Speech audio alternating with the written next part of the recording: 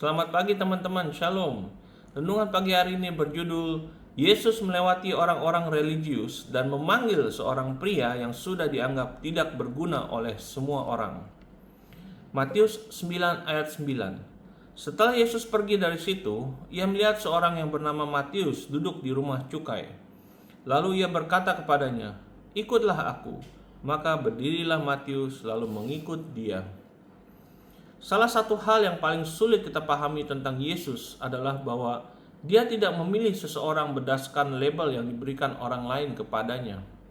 Kita melihat masa lalu seseorang, reputasinya, kegagalannya, dan keadaan hidupnya saat ini, lalu memutuskan masa depan seperti apa yang menurut kita mampu ia miliki. Tetapi Yesus melihat Matius dan melihat sesuatu yang sama sekali berbeda. Matius adalah seorang pemungut cukai. Itu lebih dari sekedar pekerjaan yang tidak populer. Para pemungut cukai dibenci oleh bangsa mereka sendiri karena mereka bekerja dalam sistem perpajakan Romawi dan sering dikaitkan dengan korupsi serta pemerasan. Bagi banyak orang Yahudi, Matius bukan sekadar orang berdosa. Dia dianggap pengkhianat. Kemudian Yesus melewati tempat pemungutan cukainya. Matius tidak sedang berada di sinagoga untuk berdoa. Dia tidak sedang mengikuti Yesus bersama orang banyak.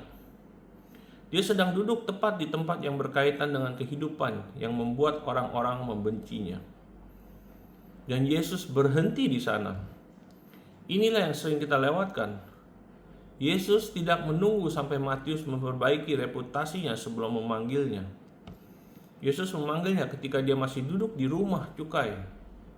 "Ikutlah aku." Dua kata. Dan Matius pun berdiri. Coba pikirkan apa artinya bagi Matius. Petrus bisa meninggalkan jala ikannya dan mungkin suatu hari kembali menjadi nelayan. Tetapi Matius meninggalkan sebuah posisi yang menguntungkan dan terkait dengan pemerintahan Romawi. Berdiri dari meja itu bukan sekedar berpindah tempat. Dia sedang meninggalkan kehidupan lamanya. Dan hal ini masih berbicara kepada kita hari ini. Banyak dari kita berpikir bahwa perubahan harus terjadi terlebih dahulu sebelum Yesus menginginkan kita. Bereskan hidupmu dulu. Berhenti dari kecanduan itu. Perbaiki reputasimu. Jadilah lebih disiplin. Pelajari cukup banyak firman Tuhan. Barulah mungkin kamu layak mengikutinya. Tetapi Injil bekerja dengan arah yang berlawanan. Yesus memanggilmu, dan ketika kamu mengikutinya, Dia mengubah hidupmu. Matius tidak terlebih dahulu menjadi cukup layak sehingga Yesus berkata, "Ikutlah aku." Matius mengikuti Yesus dan hidupnya berubah menjadi sesuatu yang sama sekali berbeda. Dan lihat apa yang terjadi segera setelah itu. Matius mengundang Yesus ke rumahnya, tempat banyak pemungut cukai dan orang berdosa berkumpul bersama Yesus dan murid-muridnya. Orang-orang Farisi melihat hal itu dan bertanya, mengapa Yesus makan bersama orang-orang seperti mereka? Yesus menjawab, bukan orang sehat yang memerlukan tabib, tetapi orang sakit. Orang-orang religius melihat kenajisan. Yesus melihat orang-orang yang membutuhkan pertolongan. Mereka melihat orang-orang yang harus dihindari. Yesus melihat orang-orang yang layak dijangkau. Dan Matius segera memahami sesuatu yang membutuhkan waktu bertahun-tahun bagi banyak orang percaya untuk memahaminya. Ketika Yesus mengubah hidupnya, Matius mulai membawa orang-orang dari kehidupan lamanya untuk bertemu dengan Yesus. Dia tidak membutuhkan gelar teologi terlebih dahulu untuk menjangkau seseorang. Dia mengenal orang-orang berdosa. Sekarang dia mengenal Yesus. Maka dia mempertemukan keduanya. Ada sesuatu yang sangat kuat di dalam hal ini. Terkadang justru sejarah hidup yang membuatmu malu menjadi bagian dari wilayah tempat Tuhan mengutusmu kembali dengan sebuah kesaksian.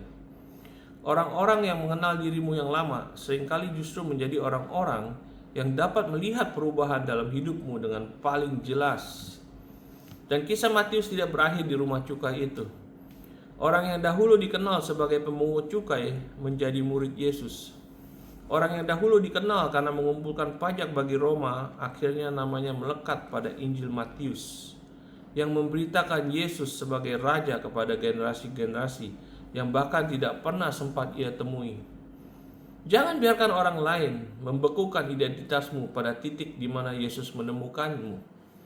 Jangan menganggap masa lalumu membuatmu tidak layak dipakai Tuhan.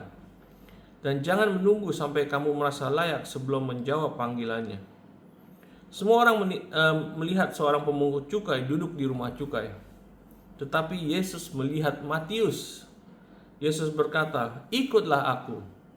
Matius berdiri, dan tempat yang menurut semua orang telah menentukan akhir kisah hidupnya justru menjadi tempat di mana kisah yang benar-benar baru dimulai.